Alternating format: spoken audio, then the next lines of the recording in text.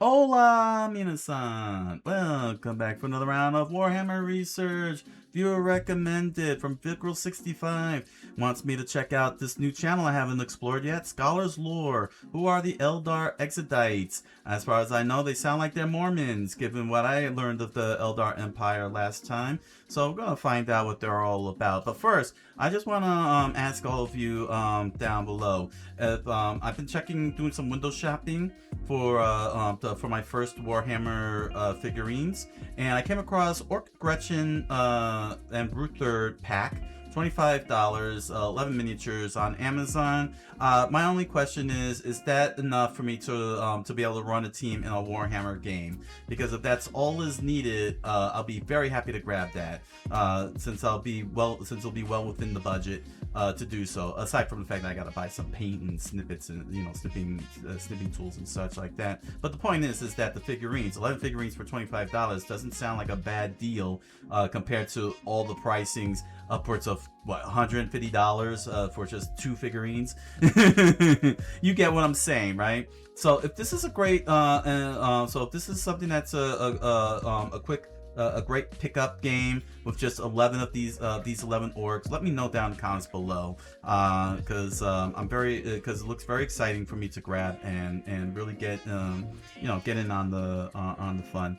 I'm not looking for a million figurines, but I do want to have like a nice little quick game, a little pickup game, and I don't need that many figurines for a pickup game, right? So be sure to get your notes together for my post-research thoughts. This is call to action. Comment, like, subscribe, follow. Hit the notification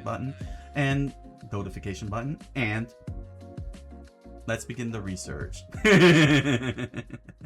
In the ancient days of the galaxy, the majesty of the old Eldari Empire was a true civilizational wonder within the stars, with its citizens living a life of bucolic ease across their boundless territory. It's a very nice looking world. Before their eventual and tragic fall, they lived far differently than the Eldari that we may encounter today. Rather than calling their gigantic ethereal craft worlds home, they instead lived upon the solid ground of their maiden worlds. These were lush quasi-paradise planets, which had been seeded, terraformed and carefully engineered by the Eldari to produce a veritable garden of plentiful bounty on which their peoples could live in peace and reap the fruits of their empire's strength. And they threw it all away for psychic power. These habitable planets are known as Liliathan worlds, named after the Eldari goddess of dreams and the moon, Lilith. It is perhaps odd that they are not named after Isha, the goddess of fertility, for her mythological role in creating life upon barren worlds, but they may follow whatever mythic naming traditions that they wish. The actual process for terraforming barren, dead worlds into being places of paradise was done as something of a necessity to the Eldari. They soon began to realize that their species was growing at an exponential rate, and that they must take some kind of action to expand their potential living space, lest they end up suffering from the pains of living in an overcrowded society. Thus, those who resided upon the ancient councils decreed that they required a long-term solution to this problem, and the concept of mass terraforming gained fruition. Initially, vast scanning and monitoring techniques would be used to identify potential worlds which could be made habitable. These planets would need to be of an appropriate size, maintain an orbit within the habitable zone of its star system, and also have a geological composition which would be receptible to their terraforming methods. I actually like that in the lore they didn't just pick any planet. They had to find a logical planet that is within the habitable zone, which is basically where we are in. Like we're the third we're in a habitable zone, you know, where we're not too far away from the sun and not too close to the sun. We're in that little sweet spot where the sun actually helps life grow out and everything. Hence the habitable zone. At least that's what the scientific at least that's what the scientific community says. I don't know if that's changed, since they change a lot, you know, all the time. But the habitable zone is basically where we're at. We're the third rock in this from the sun, you know, the third planet from the sun. So usually that's what that entails, what a habitable zone is. I'm not sure if Mars is considered habitable zone. I never really, you know, I'm not a scientist or anything, but I do know, that scientists have said that, you know, we're in the habitable zone, and that's how, and that's basically what many astronomers and astrologers look out for with solar systems, is in that is that third planet from the sun, from that particular sun, to see if it's got life within the planet.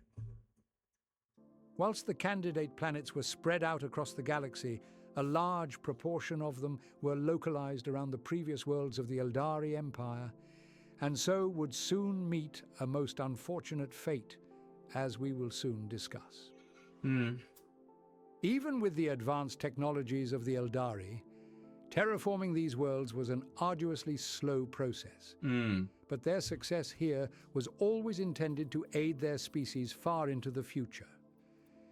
The first stages would involve seeding the planet with an incredibly wide variety of simple bacteria and amoebas, which over time would begin to produce a stable, oxygen-rich atmosphere. Interesting. Once ready, complex, multicellular life would be slowly introduced to the candidate world. This would typically start with hardy flora, whereby mosses and lichens would cover vast swathes of the planet. That makes sense. Eventually, the world would be ready for seeding with strong, swaying grasses, then mighty towering trees, and finally, with abundant plants of produce, which would provide a constant supply of nutrient-dense fruits and vegetables, which would soon feed the enigmatic Eldari. But what if animal, the fauna, the fauna? A wide range of the hardiest and most well-understood fauna would be introduced to form large animal communities. Okay. The huge herbivorous megadons would peacefully graze upon the endless grasslands, helping to keep a careful balance within the delicate nature of a maiden world. The entire process of terraforming a barren, lifeless rock into becoming a paradise planet would take several millennia. Despite the lofty height of their civilization, it was still an enormous investment to them. Despite the work required, they knew that in time they would be able to bask in the suns of their carefully engineered worlds, where they could rest upon their laurels as the dominant species of the galaxy. Because of how the ecosystems of these planets had been designed, they tended to lack pathogenic microorganisms, and so the Eldari living on these worlds would be relatively free from the plight of infectious diseases. Similarly, the introduced fauna and flora had all been genetically engineered to make their species far hardier, with a much more robust immune system when compared to those found upon other worlds. And then what happens when the humans arrive? This all resulted in the life upon the maiden worlds being incredibly durable, allowing the carefully made ecosystems to endure for tens of thousands of years. This meant that the Eldari who would eventually colonize these worlds would be able to live without the stresses of seeing any form of ecological devastation, and that they could simply enjoy a life which provided them with the best possible form of existence. What's amazing in this lore is that they're in their early years, and they did not. Well, I guess they didn't find life in other planets just yet. From what I'm understanding with this with the Maiden Worlds, but the Eldari could have easily with this terraforming technique gone to another world and completely obliterate the ecosystem and replace it with their own terraforming. I mean, I know they wouldn't do it like that. They probably would just, you know, cleanse it of all bacteria or something with their advanced technology and advanced sciences, and then just take it over. But I'm wondering if they were able to do actual terraforming where they just replace an entire ecosystem with their own ecosystem. This is I gotta say though, the lore meisters really went into great detail here, with the Eldari's history. It's pretty impressive. I wonder, what about the others? The Maiden Worlds were akin to a true paradise. During the terraforming, the introduced plant and animal life was designed in such a way that the Eldari who lived upon its surface would have a constant source of food and resources with which to live off of. Yeah, almost gods themselves. Would have their every need met, with the finest of fruits from across the galaxy being just at their fingertips whenever they desired it. There was to be no labor on these worlds, only rest and pleasure. Dang. The advanced technologies of the Eldari would allow its residents to simply enjoy the bountiful gifts of the planet without having to needlessly exert their noble frames. Eventually, this attitude began to pervade every aspect of the Eldari society. Their civilization started to reach an era defined by excess and vile debauchery, with the newly formed pleasure cults finding more and more power within their councils. Thankfully, however, their views were not shared by all.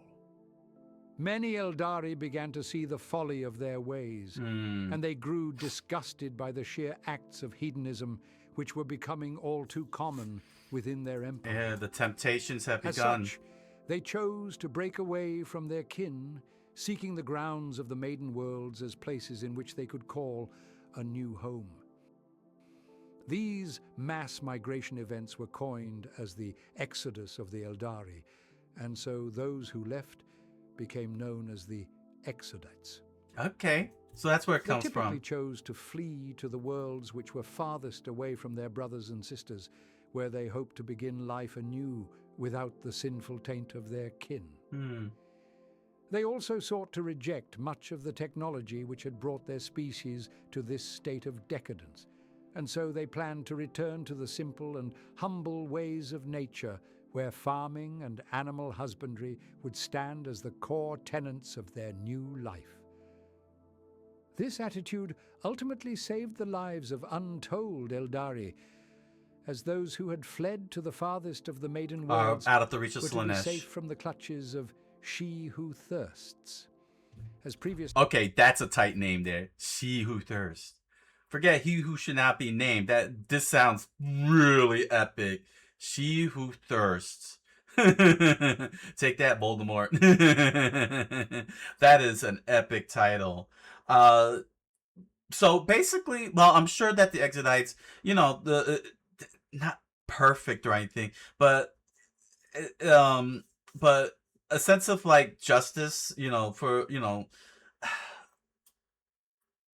I mean, no doubt that the Exodites are gray, per se. You know what I'm saying? Like, they got their good people, they got their bad people, the criminals, their police type of structure and everything. But that they're not ones that would be of the truly aggressive kind.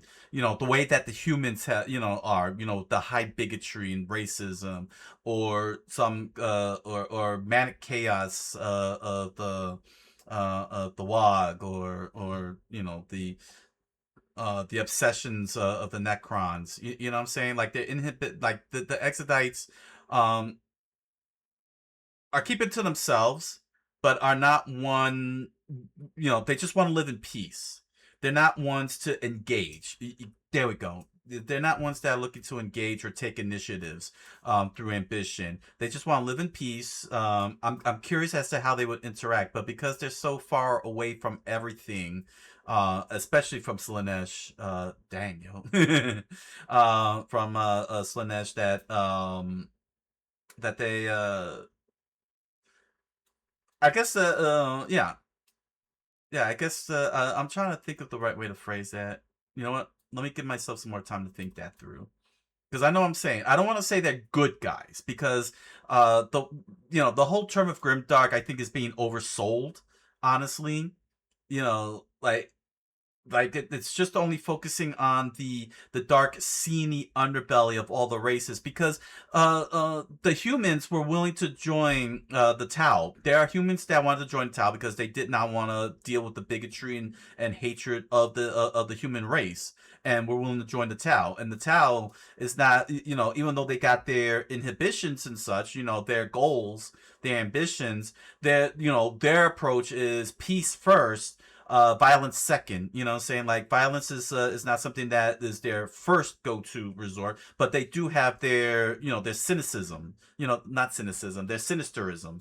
You get what I'm saying? Like, I think that Grimdark is a great catch, good tagline and such, but I think it's being oversold for what it is, for what it really is, what this whole entire world really is, quite honestly. Stated, many of the Paradise worlds were localized around the previously inhabited planets of the Eldari Empire, and so this area of space had an incredibly high concentration of Eldari life. As a result of this, when Slaanesh violently burst into life and gorged upon the souls of the decadent Eldari, the resulting warp rift which ripped through reality was done so over this area of their empire. Today, this region of space is marred by the Eye of Terror, from which the forces of chaos endlessly pour out from, seeking the devastation and destruction of all within the galaxy, purely to please their foul gods. The Pac-Man galaxy. Within the Eye of Terror, there are hundreds of maiden worlds and Eldari home planets which were utterly ravaged and feasted upon by the demonic forces. But all that remains of them now is a series of barren, hellspawn-infested hunks of rock known as crone worlds, named after the Eldari crone goddess of fate, Moreh-Heg. Despite the inherent danger of these planets existing within the very Eye of Terror, they are still veritable treasure troves of artifacts from the old Eldari Empire. They stand as the only source for new spirit stones to be recovered, and so it is not unheard of for Eldar corsairs to form small raiding fleets to delve into the Eye, seeking the glory of recovering such precious artifacts for their kin.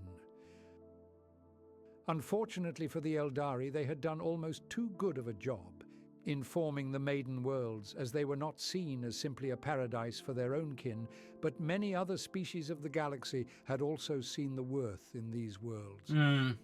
Mankind, orcs, and all manner of other minor races were found to have landed, and formed small colonies for themselves upon the perfected planet's surface. Fantastic! What a consequence for their decadence and inhibitions, that not only would Slaanesh annihilate many of the core worlds, but that the surviving worlds would then be taken over by all the other races. And so now the Eldari has to fight back to get those worlds, if that's what they're looking for. Not unlike like the Necrons, who also lost their worlds to the younger races.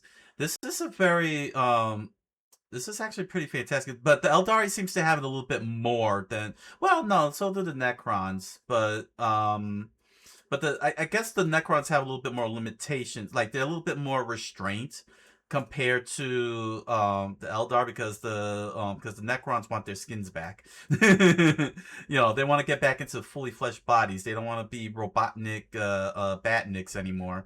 They don't want to be roboticized. But the Eldar,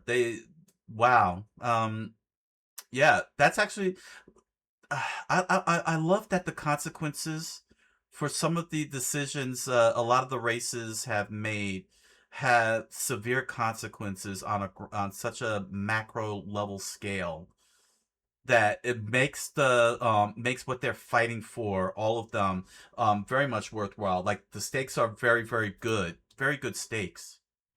The Eldari, however, saw them as nothing but pests and vile invaders. Yep.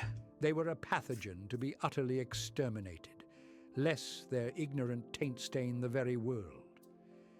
No matter how long these inhabitants had called their planet home, even if it had been for thousands of years, the Eldar cared not and simply sought their removal.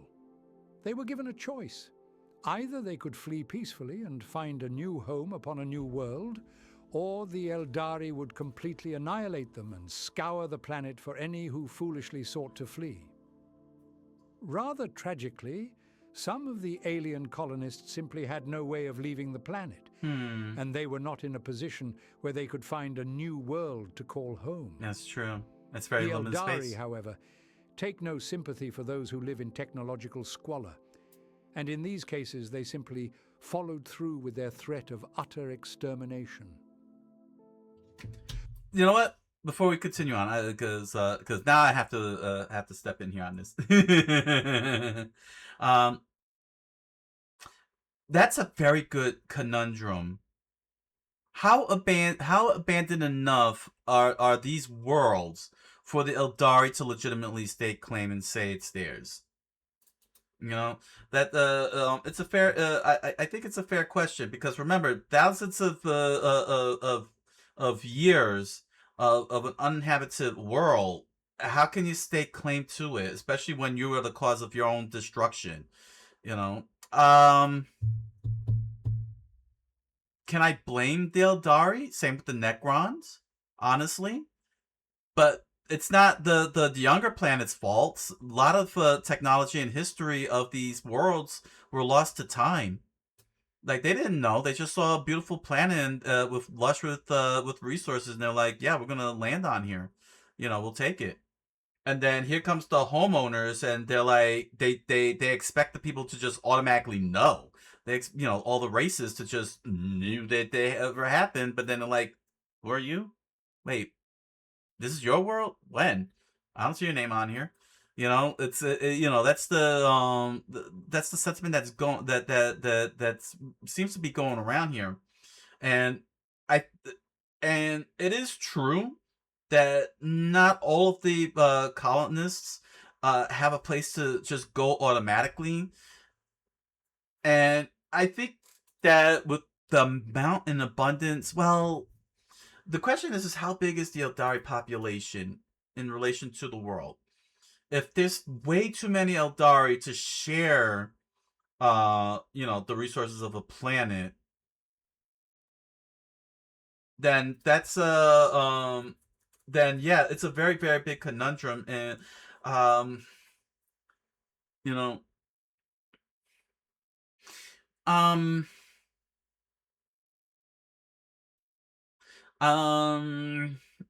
like, my brain is cooking right now, because this is a solid piece of writing, quite honestly, because it's a solid piece of writing. So my brain is kind of running on cylinders here to process and explain here, because who's really well, the at the end of the day, the Eldari are in the wrong for wanting to annihilate an entire group of people on a planet in pure extinction.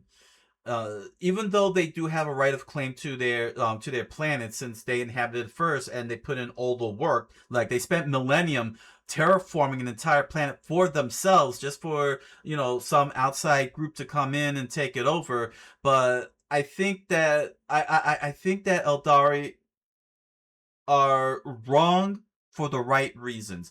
They are wrong for wanting to annihilate everybody, even though the reason is, they're in the right, because they spent generations terraforming the world. Now, the big question is how far removed in time from the ancestors to the current time period to justify the want of land reclamation. Like, are they do they have a strong standing to reclaim the land? This is a good piece of writing, because it makes you think. It's really making you think. This whole Grimdark thing really is just an overrated statement. You know, it's a tagline. I think trying to call it over because keep in mind for those of you because for those of you who didn't who haven't been who are just new here, I did do a research as to a video previous video that was that my fans here know asked the question, who's the most evil race, and just broke down how every single race is evil.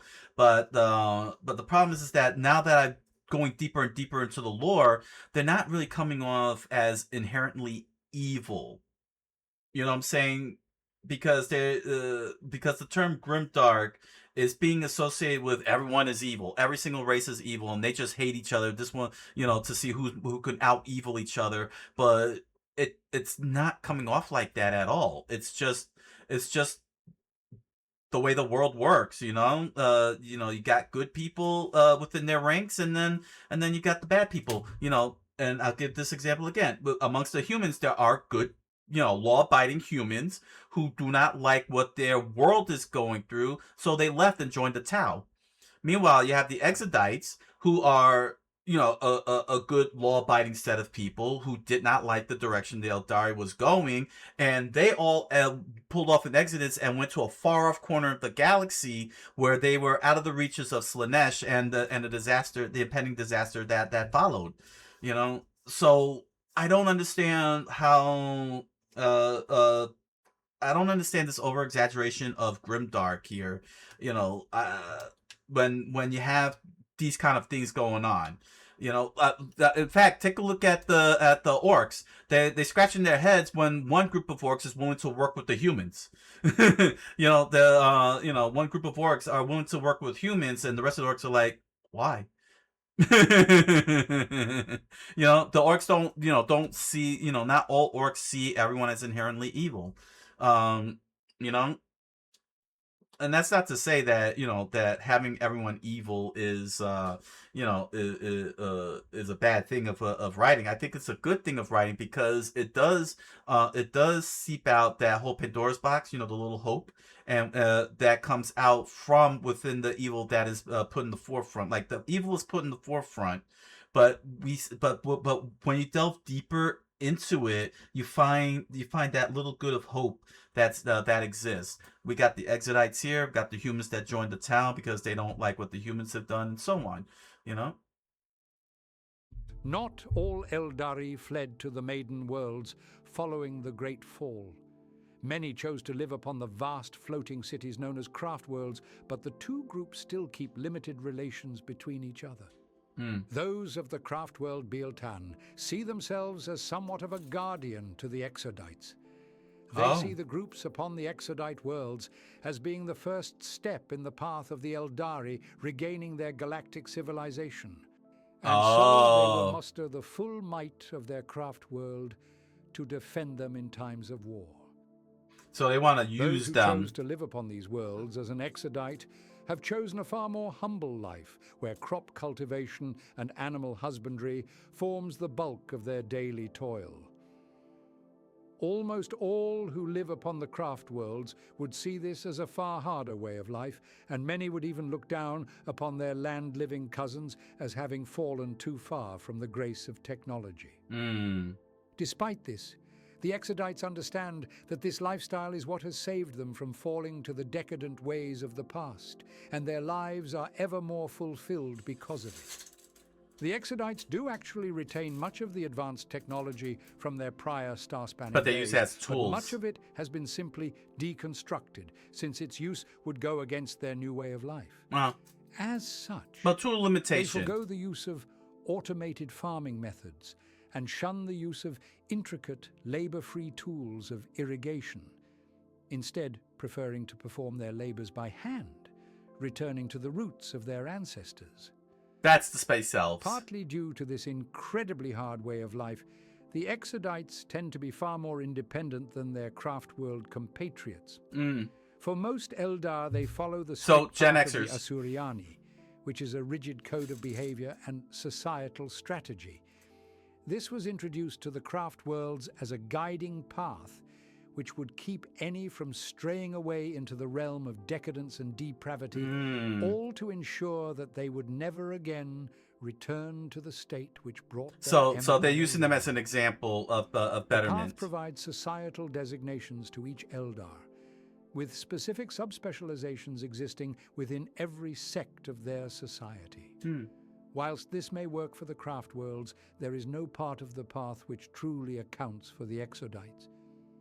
You may claim that the path of the outcast covers their life, but even from this route, the Eldari are expected to return home eventually, where they would reject the way of life on a maiden world and rejoin in their space-dwelling kin. For the Exodites, however, they will never seek to return. They have formed their own way of life, eschew from the rigidity of life upon a craft world, and they will evermore call these worlds home. A fully formed Exodite world is incredibly rich in its diversity of life, with a thriving and flourishing ecosystem proving to be a true wonder of nature. The residing Exodites will co-inhabit their world with all manner of exotic wildlife species, which have formed an integral part of their society. With that being said, however, an Exodite world is still a savage and wild place. Of course, there would be wild animals. Only the hardiest and toughest of Eldari will survive. The Exodites will reap the benefits of the resources available to them upon these planets, and they have tamed many of the animal species which they knew to be beneficial to their society. Domestication. Despite this, much of their planet's surface will be untamed and completely wild, with some regions being completely avoided due to the sheer ferocity of the beasts found within them. So they became actual elves. They legitimately became actual elves. Yeah, I'm liking the course of. So they went to. So this is like two extreme ends, basically. You know, the technologically obsessed Eldar side and the nature obsessed side of the Eldar, and then so you got like let's see if I can get this correct here. The Dark Elves is all about the technology and their obsession over technology, while the Exodites are on the extreme end, where it's all about farming and nature, and then the Craft Worlds are in between. They sit in between both. You know, they have the technology, but they respect the Exodites want for nature. You know, they're the middle ground, which is why they're willing to defend the Exodites at all costs, especially because, you know, the Exodites got the food. Ooh, we're gonna have to note that, man. The Exodites got the food. Oh, I wonder if he's gonna say that the Eldar are counting on the Exodites for food and resources. I wonder. If yeah. You know, food resources like metal, like minerals and wood. You know, food and such. I'm kind of curious now. You know, if the Exodites, well, I'm sure the Exodites won't deal with the Dark Eldar, but at the very least with the Craft Worlds, you know, they'll send, like, the Craft Worlds will send maybe a delegation, and and the Exodites are willing to share, you know, some of the food resources with their brother, you know, their brethren, you know, especially since they know that the Craft Worlds are willing to, you know, defend and protect the Exodite worlds.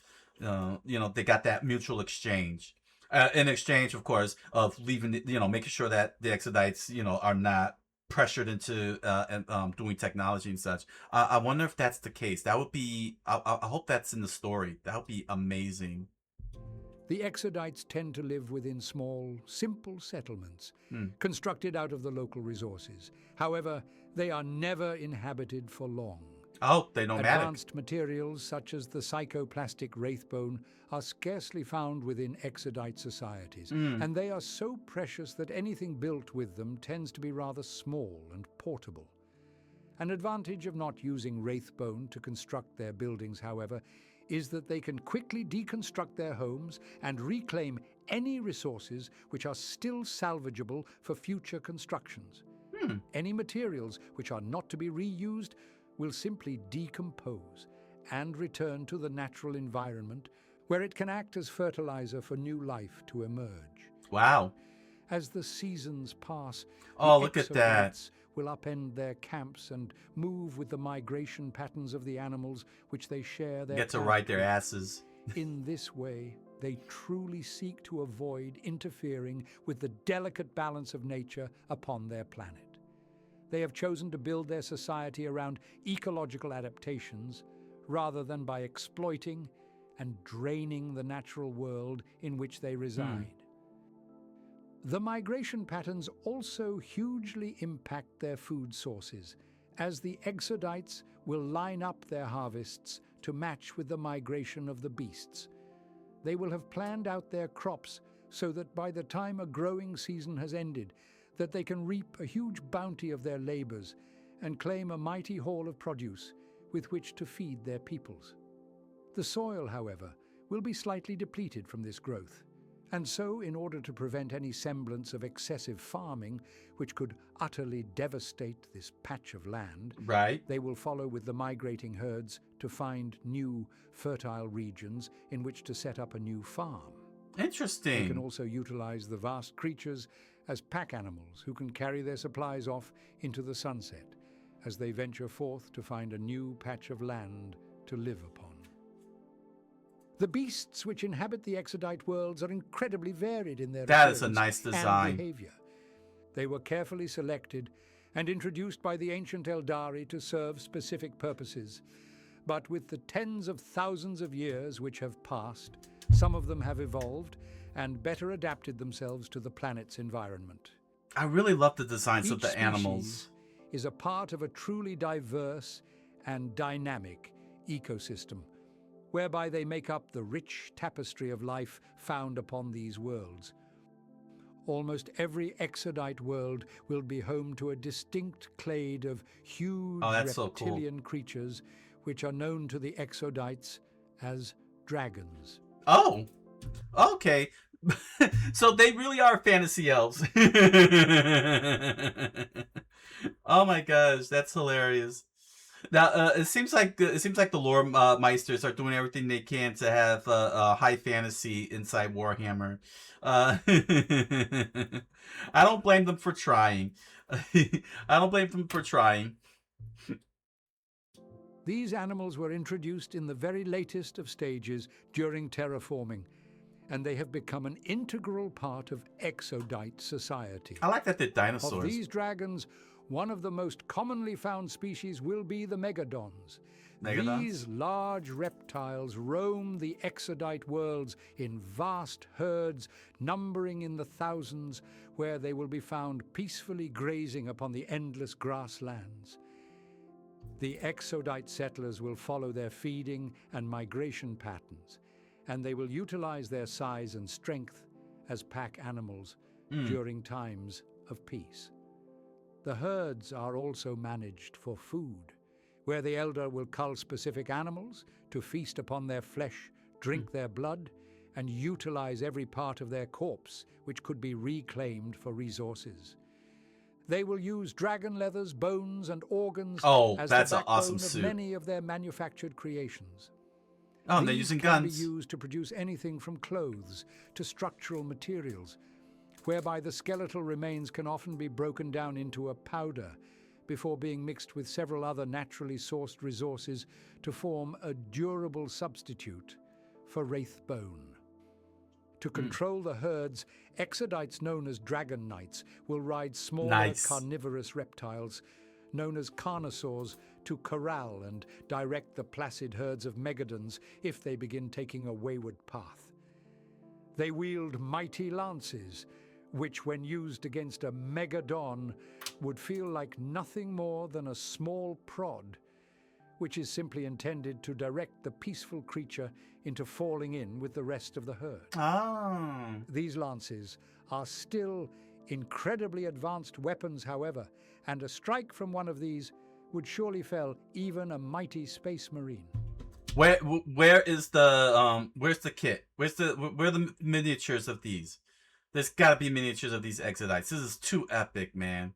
This is way too epic to not have miniatures of them. It doesn't have to be like a super big team like the Orcs or the Dark Eldar. You know, just another small team like the Kroots that comes with the dinosaurs. That comes with dinosaurs. Riding dinosaurs, man. Come on, that's too epic. Too epic to not make miniatures out of. The Exodites who aspire to become Dragon Knights are often the most fiery and aggressive of Eldari within their society. In their youth, they will often be found in small conflicts and squabbles with other aspiring knights, where they will duel and fight each other to gain the right to ride on the strongest of carnosaurs. These conflicts are commonplace amongst the knights, and their small war games are nothing more than fights of honor, which will swell their egos with an innate burst of pride for claiming their noble mount. Whilst they form an integral part of Exodite society, these Dragon Knights will be quick to turn their lances against any invaders who have set their gaze onto an Exodite world. They will charge alongside their kin to slay whatever foul incursion has made the fatal mistake of seeking to claim their home, and they will relish in the chance to prove their might against a worthy opponent. Honor. Also found on their worlds is the mighty Brachiosaur. Hey! This gigantic reptile has a markedly long neck, which allows them to calmly feed upon the leaves atop the tallest of trees, which no other species can easily reach.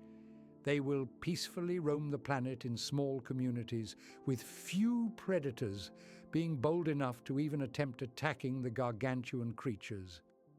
Some brave Exodites will use these graceful creatures as pack animals, with their immense bulk, being able to carry even the most immense of cargoes with no concern. Nice. Some of these beasts can even be mounted with huge prism cannons in times of war. Make the miniatures. Do they have the miniatures?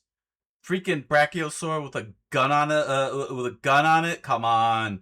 You cannot seriously tell me they don't have miniatures of this from the Exodites. That is a gross criminal mismanagement of game design here.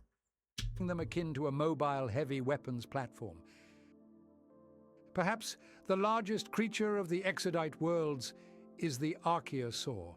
Whoa! These gigantic eight-legged beasts rival even the Imperial Titans in their size and strength. Standing upright, they have been recorded to be taller than a warlord Titan, and their mighty steps will crush small settlements underfoot. Damn! Only the bravest and most daring of the Exodites will attempt to guide these creatures, and if they do, they will build large platforms atop the beast's back to allow them to comfortably ride and direct the dragon. That is so cool. They are covered in an immensely thick hide, which can shrug off anything short of a titanic weapon battery. Oh! In addition, as a part of their digestive process, the bubbling stomachs of an Arciosaur will produce a constant source of the highly flammable compound acetylene, which they can belch out to create a vast and deadly wave of fire. Yo, that's sweet. It is not only land-dwelling creatures which inhabit these worlds, as the mighty pterosaur rules the skies. These winged dragons soar amongst the clouds of an Exodite world, diving down to hunt on the smaller wildlife before returning to their nests to feed and roost. Some Exodites have managed to mount and ride these flying beasts, and in times of war, they will use their mount to soar above an enemy, before dropping highly explosive charges upon them from on high to utterly devastate the foolish invaders. Poop bombs! Though the flourishing Exodite worlds are typically found far from the eye of terror, the Eldari still feel the constant dread of chaos. They are grimly aware of the ever-present risk of a demonic incursion, in which their very souls would be the prized goal for the invading hell spawn. Like the Eldar aboard their craft worlds with their infinity circuit, the Exodites have their own methods of saving their souls from Slaanesh should they perish. Oh, okay. dotted across every corner of their planets, will be a vast network of megalithic structures known as world shrines, constructed out of a psychically interactive crystalline material. These towering obelisks, menhirs, standing circles and barrows are akin to gigantic spirit stones, which link together and anchor the psychic powers of the Eldari to the very earth itself. Oh, The combined emanations from these structures produces what is known as the world spirit, which can be seen as the Exodite version of the infinity circuits found aboard craft worlds. The world spirit can be seen as a sentient entity, formed of the combined psychic energies of the planet, its inhabitants, the deceased, and the world shrines. It is an animalistic force which can be communicated with should an Eldari desire to. Whilst any psychically sensitive Eldar can commune with the world spirit, typically it will be a senior and psychically attuned Farseer who seeks out a world shrine for this event. An Eldari may wish to contact the world spirit in order to commune with the deceased and departed souls of those who have died upon the world, perhaps to seek closure, or simply for their keen advice. Alternatively, a Farseer may wish to speak directly with the planet itself, to learn of its condition, or to hear of any potential dangers which may be unseen to the living. Similar like to the craft worlders, each Exodite will wear a spirit stone at all times, which will capture their soul upon death. As a burial tradition, the departed Exodite will be taken deep within a sacred barrow beneath a world shrine, where their spirit stone will be shattered, allowing their soul to be absorbed and claimed by the world spirit. Once their soul has become a part of the world spirit, it is forever safe from any meddlesome forces, and it can freely persist as a part of the very planet itself. In doing this, the departed Eldari will be safe from the grasps of any prying and clawing demons who would gleefully snatch up a bright and vibrant Eldari soul to be used as a scrumptious gift for the ravenous chaos god Slanesh. The Exodite worlds are not entirely cut off from the rest of the Eldar species. Despite the worlds being tens of thousands of light years apart, there still exist webway gates upon these planets, which can be used for an Eldari to quickly travel down to its lush surface from any corner of the galaxy. Oh, okay, so they're not. The destruction didn't exactly cut off the Exodites, which makes perfect sense given that the craft worlds are willing to defend the Exodites. So yeah, they're all self-aware. Okay, so they're aware of all. Everyone's aware of each other. In the Eldari, so they're not totally cut off, but they're so dang far away. So it'll take Slanesh ages to get there, I guess, because she could pop up any minute. I don't know. I guess that's the case. I mean, the fact that and it also makes sense too because they do have the spirit stones, just like the other Eldari do. So they're fully so they're all in sync with each other, in a sense. But I guess kinship allows them to not try to dominate one over the other. Like the Dark Eldar, I mean, there's no internal fighting, basically. There's, like none of them are having the three major factions, the Exodites, the Craft Worlds, and the Dark Eldar are not exactly, looking to dominate over the other. They just, they still see the whole Eldari how you say ecosystem, the whole entire Eldari ecosystem as still a valid unity, you know what I'm saying? Like they're still united. They just respect each other that much because of that disaster. And they go about their own, machinations, their own directions, their own thing. They're doing their own thing. Yeah. But if I do understand correctly, they will unite if the whole of the species is in danger.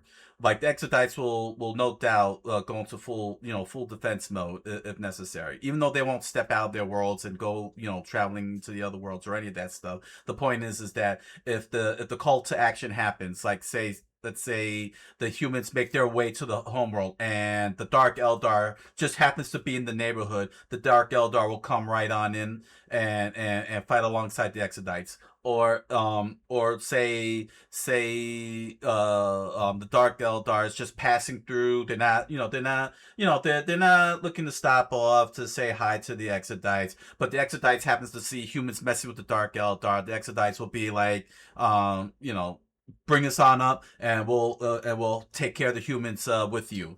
And the Dark Eldar and the Exodites will fight. They'll shake hands, probably share exchange resources. The Exodites go back to the planet. Dark Eldar fly off into the webway and go somewhere else.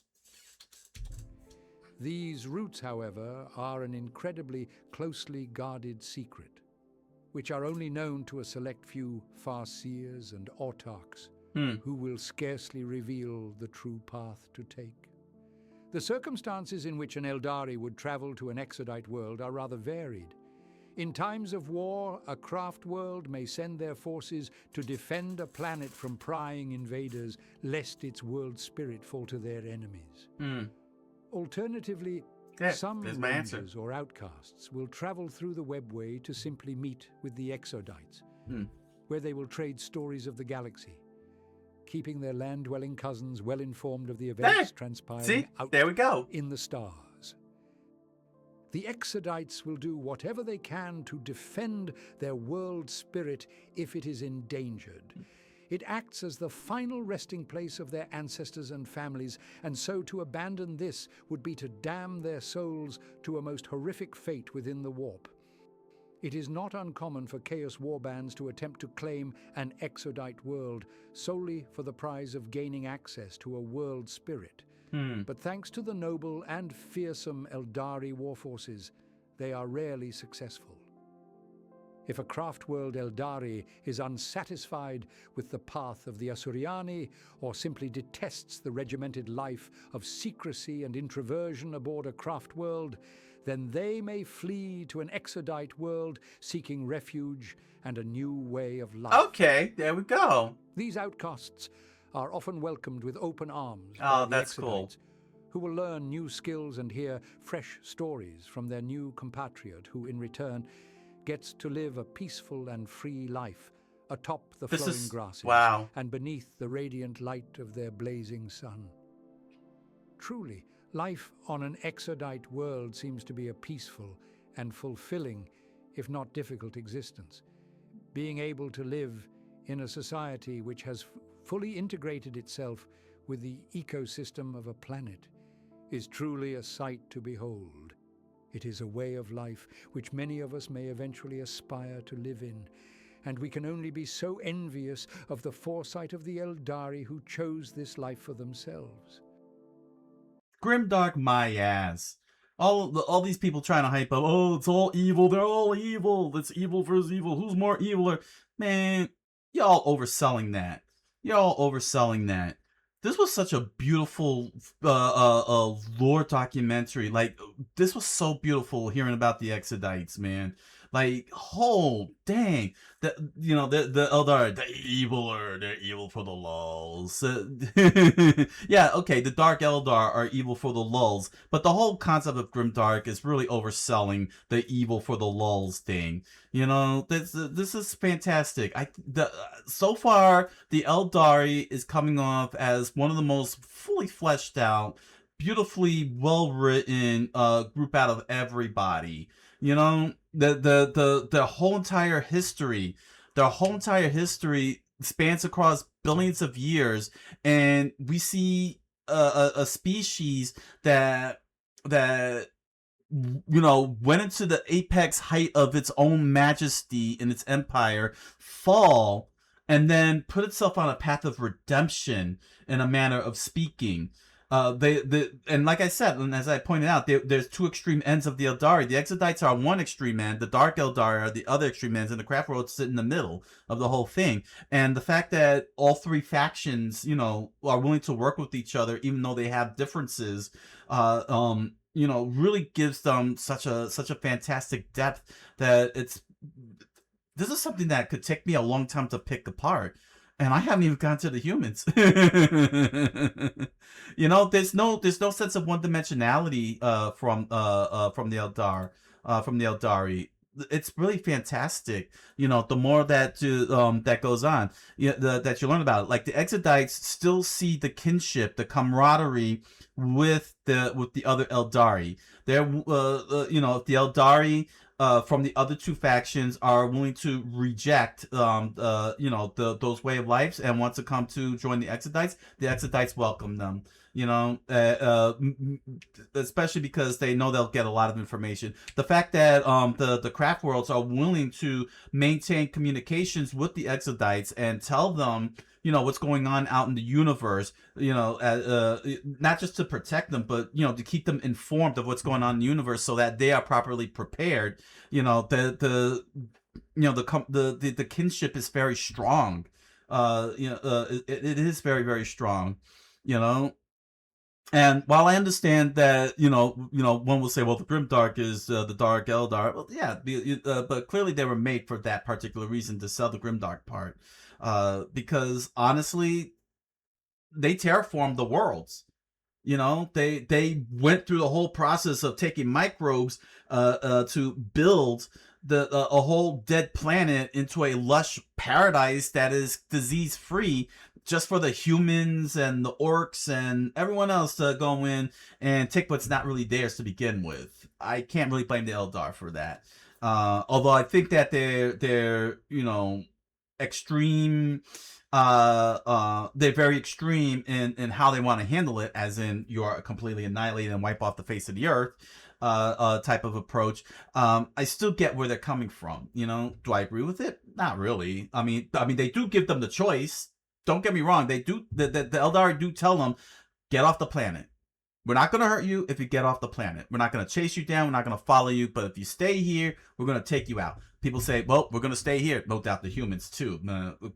Given how we love land, given how our love for land, we'll be like, yeah, you and what army? And then suddenly here's this whole giant army coming in and just wiping out all the humans. But like the towel, the towel, is sitting there and telling them, hey, listen, you could join us, but if you don't, we're gonna bully you.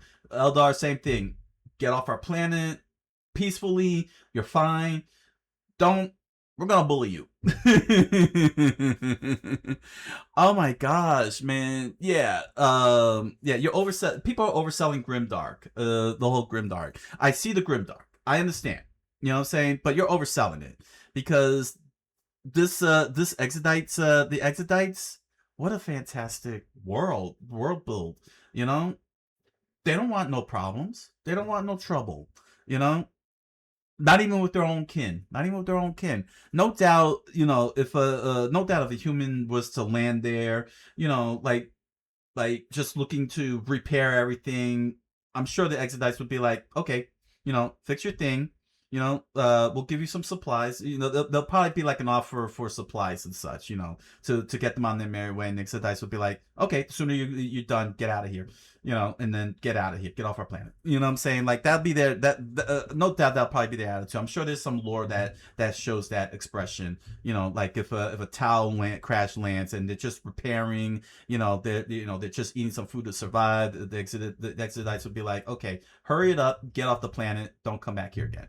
You know what I'm saying? Like they're willing to be reasonable until they become unreasonable. Because they have to counteract the unreasonable. Like they're fair. Saying they're being fair with the worlds, but they're pretty hard line with their fairness. You know what I mean? I don't see how that's grimdark. Especially when you find out that they went out of their way to terraform the way they terraformed. When you cultivate a world for thousands of years into that lush environment, starting from the microbe and working it all the way up to having all this flora and fauna that is disease free and allows you to survive for thousands and thousands of years, your species, just to see a bunch of random people showing up and then they say, oh no, it's our land now, just because, not understanding and gravitating to the fact that the Eldar actually worked very hard. But that's also why I asked the question, how many years removed from the ancestors can one justify saying it's still my land? I think that's a very good thought exercise. It's a very, very good thought exercise for a story like this, quite honestly. I'd say, yeah, it's Eldar land. Get off. You know what I mean? That's my take, but I'm sure that there's other perspectives that really that is out there. This was a very very well crafted, well done world build and world history build. It really does present so many questions through the Eldari. Really present some amazing thought provoking questions regarding everything that is how they feel about each other, how they feel about their ancestors in the past. That just ruins everything that was their way of life. How they feel about all the races that end up taking over some of their worlds because of the destruction. Because remember that the planets were evacuated. Those who survived evacuated and abandoned the planets. But is it really abandonment through choice or abandonment through necessity of survival? It appears more like they abandoned their worlds through necessity of survival because of Slaanesh, and whether whether the humans, the Tau, and so on were aware of it or not, it's not their land. They're going in there with no understanding of what has happened. And they don't seem to really care, at the end of the day, because it's all about getting resources for their own species. Maybe on the extreme end, the Eldari, being that they built thousands and thousands of worlds across the millions of years of their existence, maybe they could have shared, a planet or two just to keep the peace. But, probably we could say that's the grimdark part, if we want to go to such extreme, that they want to not just only keep what they have, similar to the Necrons, but that that they're willing to snuff out an entire population to ensure that, if that's the grimdark, okay, fine. But the whole thing of evil for evil, it's all fun and everything, I found it funny, but I also find that it's being oversold too hard after seeing this with the Exodites. That coupled with the Votan, the Tau, humans that reject the whole entire species and flock over to the Tau because the Tau are the best guys. Even the orcs, they're willing to work with humans, which other orcs like. Why? But there are orcs who are willing to work with with humans and probably other species as well. Like, the only real true big threat in all of this is the Tyranids. The Tyranids are one-dimensional, are just a bunch of one-dimensional locusts, basically, and the big threat to everybody at the end of the day. But yeah, this is the Exodites really changed the way that Warhammer is being presented to me, hands down. The Exodites really changed the entire way that Warhammer has been presented to me. Because remember, up to this point, all I keep hearing is grimdark, evil for the lulz, evil hits the evil will kill evil. And then here are the Exodites. Here are the Exodites. Peaceful people. Leave us alone, we leave you alone. They have no intention of spacefaring, and their own people from the other factions have no problem, defending them, have no problem communicating with them. They do leave the Exodites alone. They don't go in there to hurt them or anything. They go there to protect them, the way of life, their food resources, of course. Key factor, that is the Eldar's food resources. And most importantly, most importantly, protect the, redemption for the way they were millions of years ago that led to the destruction of their home worlds, and their maiden worlds, and the birth of Slanesh. Like, it's like there's like a sense of redemption coming out of that. Overall, sure, that probably not nice people, but you get what I'm saying, man. Oh man, fantastic. Be sure to support uh Scholars Lore. Links down in the description below. Support them. This is fantastic. This is actually pretty cool. So cool. All right. So head on over to Amazon.com and BarnesandNoble.com and grab yourself a copy of The Impossible Man, a strange fantasy novel written by me. You'll find links to my novel down in the description below, along with links to other merch such as pins, stickers, t-shirts, music. Enjoy the products. Thank you for your patronage. And if you have a copy of The Impossible Man, did a lore video on it, thank you very much. I look forward to hearing your thoughts on it. Also, I have my new light novel series out, Trucker's Adventure, Trucker no Bouken, SYOSETSU ni Naro. Links down in the description below for the English language version. Japanese language rewrite is coming soon. Book 1, The Yellow Quill. If you did a lore video on it, thank you very much. I look forward to hearing your thoughts on that one too. And if you're interested, you could join me in my live multi-stream on Twitch and Kick, where I do lore research, Japanese cultural studies, gaming, and more. I look forward to hanging out with you. So until the next round of Warhammer research, thank you all for joining me, and I wish you all a good night, and buenas noches, and oyasumi nasai.